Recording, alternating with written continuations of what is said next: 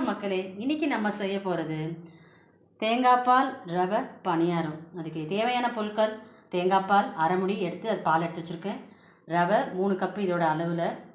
நெய் வந்து தேவைக்கு ஏற்றது. சர்க்கரை வந்து அவங்கவுங்களுடைய இனிப்பு தன்மைக்கு ஏற்ற மாதிரி எடுத்துக்கணும். ஏலக்காய் வாசனைக்கு தேவைக்கேற்ற சால்ட்டு உப்பு சேர்த்துக்கலாம். தேங்காய் பாலை ஊற்றிக்கலாம். ரவையை இதில் மிக்ஸ் பண்ணிக்கலாம்.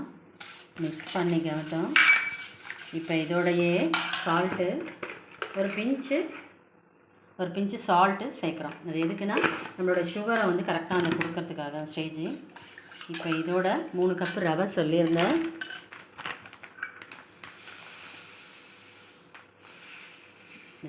ரெண்டு கப்பு போட்டாச்சு.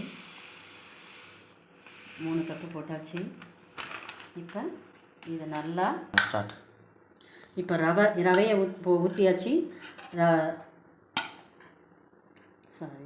தேங்காய் பால் ஊற்றி ரவை வந்து இந்த அளவில் 3 கப்பு ரவை எடுத்துருக்கோம். அதை ஊற்றி இப்போ இதை ஒரு 15 மினிட்ஸ் 15 நிமிஷம் ஊற வச்சா போதும்.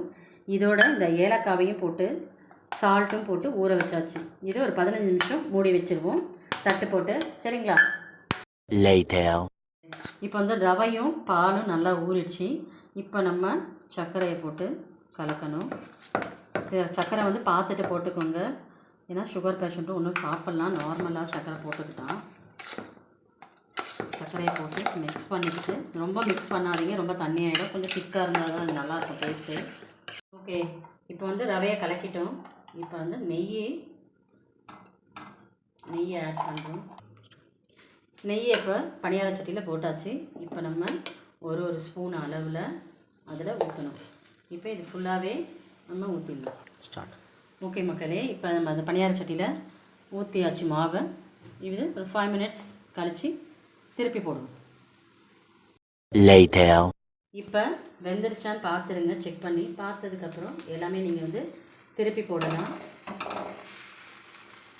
நீங்கள் ஜல்லி கரண்டி வச்சிங்கன்னா அது கொஞ்சம் பாத்திரம் இதுவாகிடும் இல்லைங்களா, கல் கொஞ்சம் விரிசல் விடும். அதனால் ஓகே, இப்போ வெந்துருச்சு. வெந்ததுக்கப்புறம் இப்போ நம்ம எடுத்துடலாம். ஸ்டார்ட். ஓகே, பணியாரம் ரெடி ஆகிடுச்சு. சாப்பிட்டு பார்த்துட்டு எப்படி இருக்குன்னு கமெண்டில் சொல்லுங்கள். நன்றி.